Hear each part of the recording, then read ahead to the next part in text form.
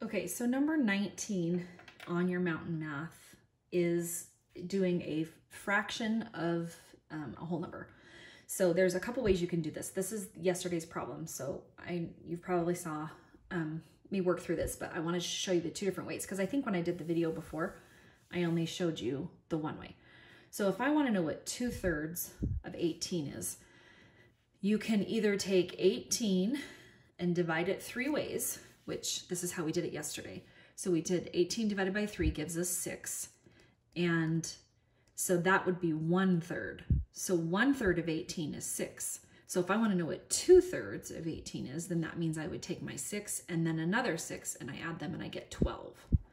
Okay. If you want to do a picture though, you could do an array. So I just did 18 circles and I can see that I want to know what 2/3 is. So if I just imagine that each of these rows, I have 3 rows and I need to know what 2 of those rows equal, I would add up the circles in the 2 rows, 2 out of 3 rows of 18. So I've got 1, 2, 3, 4, 5, 6 here, 7, 8, 9, 10, 11, 12. So 12 would be my answer on that. Say it said 1/4 of 16.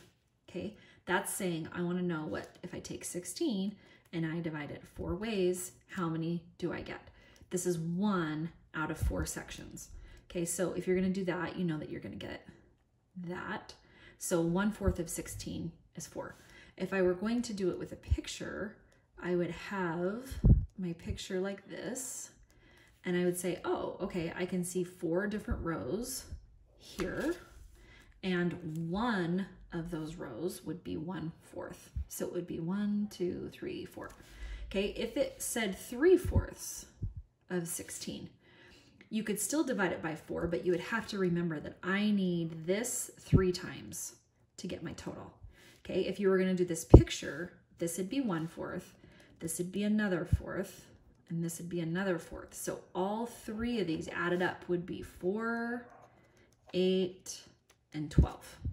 So if I was going for 3/4 of 16, my answer would be 12. Just like if I had 3 of these, 4 plus 4 plus 4 would give me 12.